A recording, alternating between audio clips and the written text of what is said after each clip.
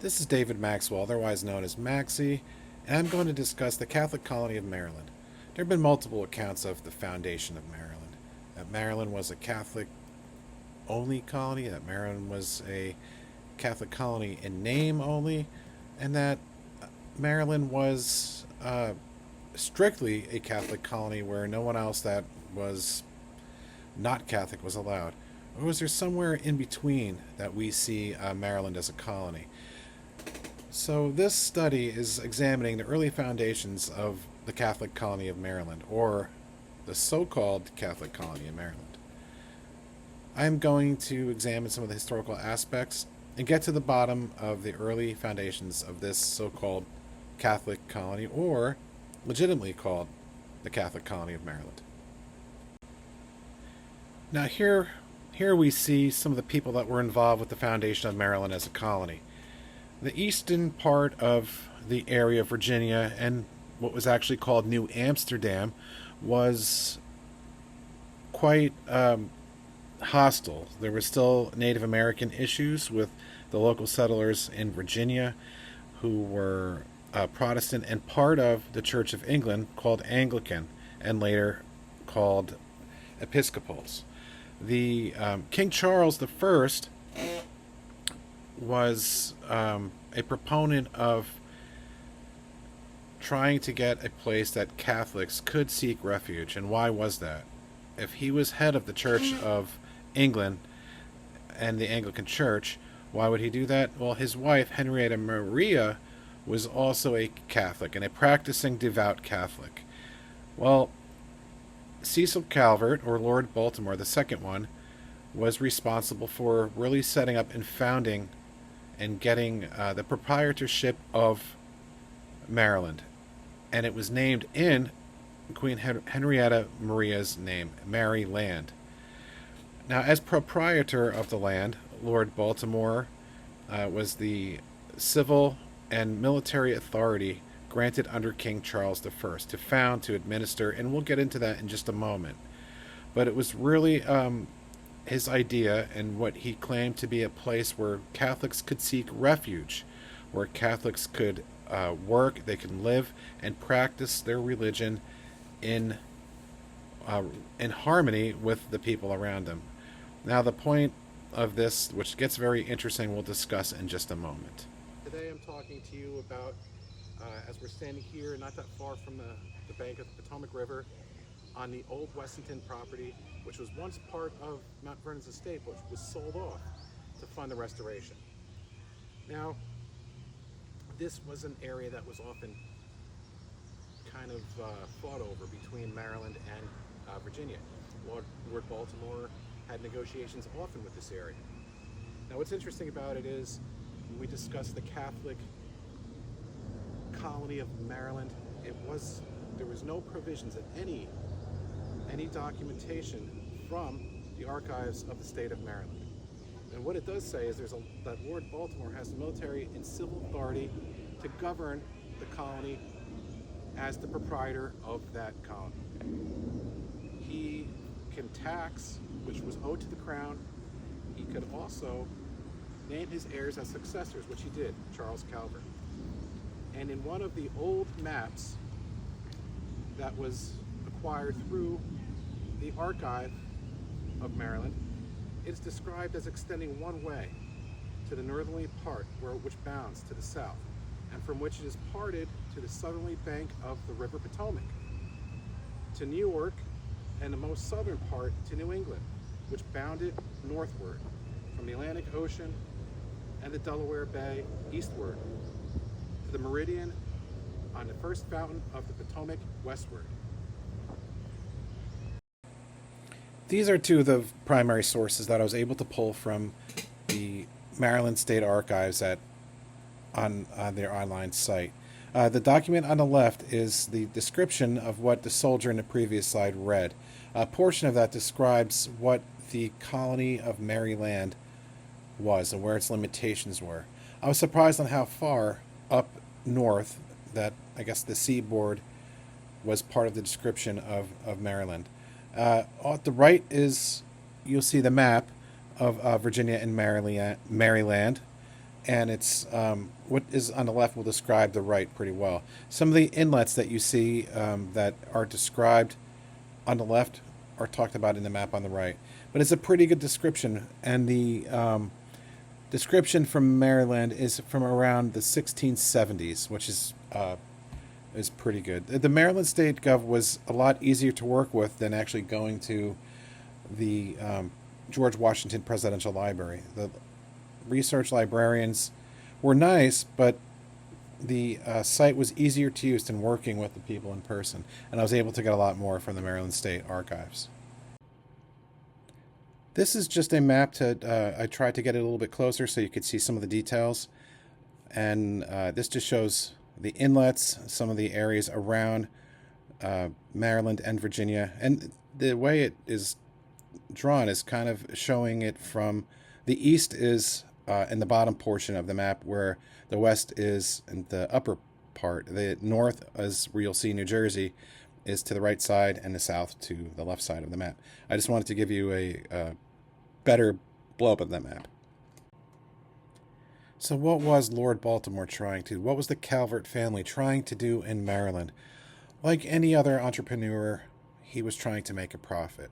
He was trying to develop a colony that was profitable, that was functioning, and that was able to supply funds or taxes back to the king, to King Charles.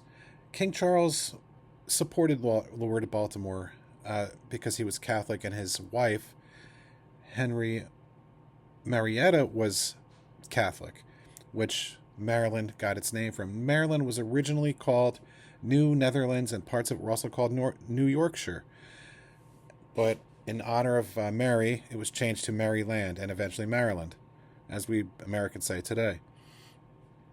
Lord Baltimore petitioned the king. He got him to give him a proprietorship informally in 1631, but he did sign a formal proprietorship, which made Lord Baltimore the acting governor, who, as we discussed earlier, gave the authority for Lord Baltimore to raise a militia, to tax, and to administer the lands that were under his charge or under his proprietorship. He wasn't really looking to found it as a Catholic colony, but one where there was religious tolerance of Catholics. So Catholics could worship in Maryland without fear of religious persecution from other Protestants, such as the Puritans, the Anglican Church, or the Church of England. So eventually, the very first religious act came out in 1649, which was the Religious Toleration Act. And that was the first of the colonies to promote religious freedom. While New York was still pretty liberal when it came to what Boston was experiencing, and the Massachusetts Bay Colony with the Puritans running it and the strict rules, Maryland was a lot more relaxed when it came to religion, and almost anyone could practice whatever religion they wanted.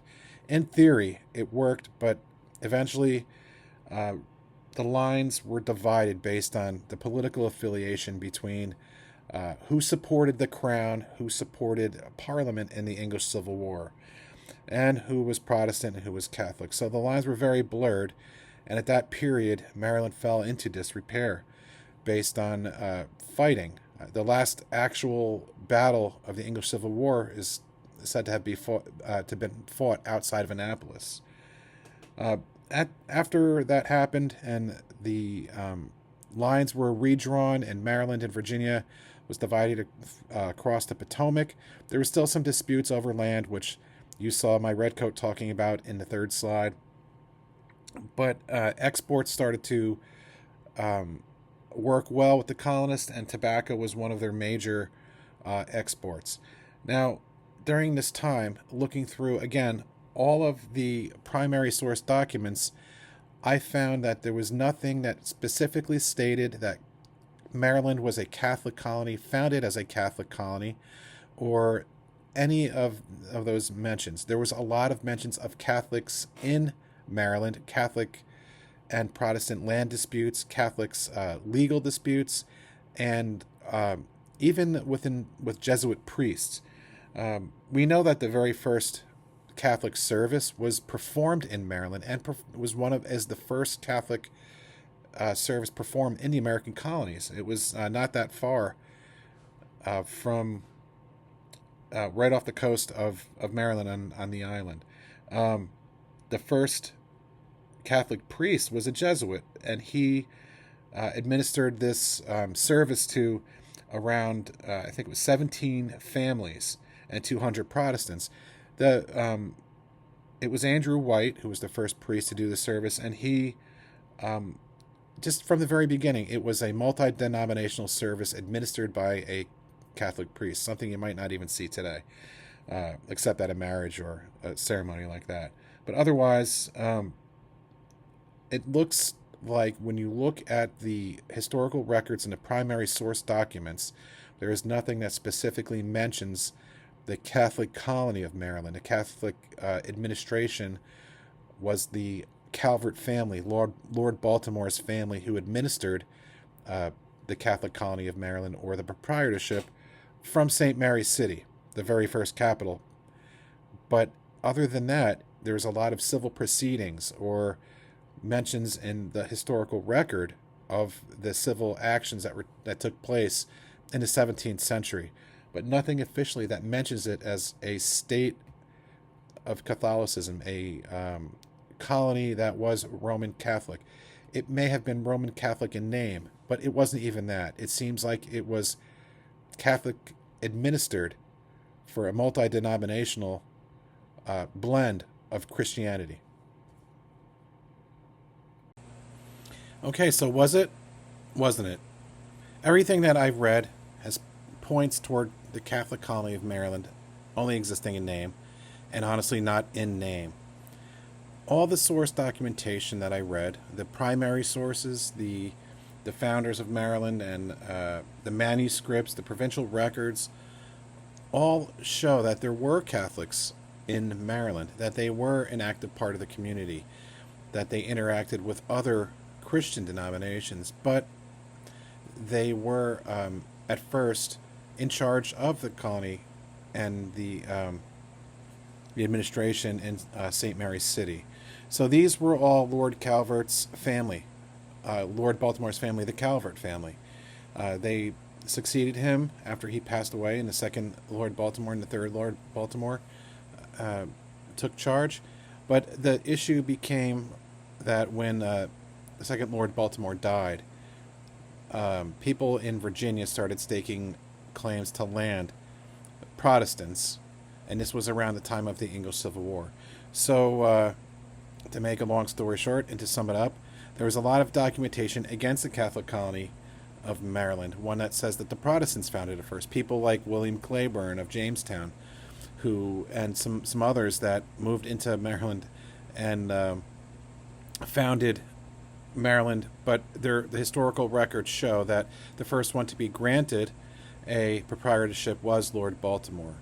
So he didn't found a Catholic colony, but he was the first to found a colony in Maryland that was sanctioned by the King Charles I, that was recognized as the colony and the proper administration, that paid taxes to the crown, and he was responsible for the administration and the defense of this colony in the name of the crown. So there was a colony that was administered by Catholics for a short time, and a majority of the people that lived there were Puritans and Anglicans, but mostly English settlers in the area known as Maryland, or the colony of Maryland, not the Catholic colony of Maryland. To start wrapping it up, it is really hard to prove that Maryland was a Catholic colony. In fact, it was probably only a Catholic colony in name. It was more of a place where they practiced religious toleration, where Christians could worship together with Catholics, where all Christians could worship whatever they wanted to, without fear of persecution, without fear of discrimination. While Maryland was administered and the government was run by Catholics, it didn't stay that way for long. In fact, there was the rebellion that we talked about of Puritans, as the Puritans and Catholics didn't get along that well. The crown did restore power to the Calvert family, and Lord Baltimore eventually took control, but he did appoint a Protestant governor to help him administer the people. But I think that Lord Baltimore's intentions were to have a Catholic administered colony with religious toleration for all. But in fact, it just didn't quite work out as a fully Catholic colony. Now, again, I don't think it was his intention. The historical research really points toward Lord Baltimore trying to make a profit, trying to get a functioning colony in one where Christians of all faiths, of all denominations, could worship together. And that's what the historical documents, the records show, what the secondary sources, and all the academic research has. Although there was a strong preference and a bias toward a Protestant colony, and even in historical records saying that the Protestants that had claims in Maryland, outside of the area where Lord Baltimore was, they settled first. It really was Lord Baltimore in his proprietorship that was the first to establish a religiously administered government, but one that practiced toleration. In closing, Lord Baltimore was like any other entrepreneur. He wanted to found a successful and functioning colony so he could pay the taxes to the crown, to the man that got him to where he was, Charles I. He wanted to make a profit. He wanted to sell tobacco. He wanted to be like any other entrepreneur and make a profit. He owed Charles I for the proprietorship, and in his honor, to his wife, he named the colony Maryland, and he was the official government of the colony of Maryland, as recognized by the crown and administered by his family, the Calverts mostly.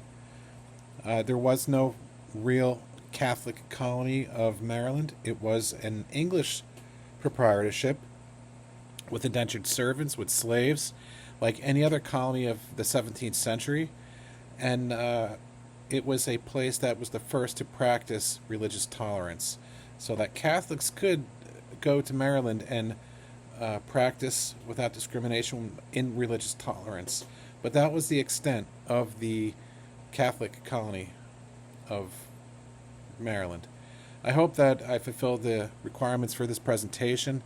It was a lot of fun, and it was a lot of work to do the research because there was so much conflicting information. Thank you very much. Good night and God bless.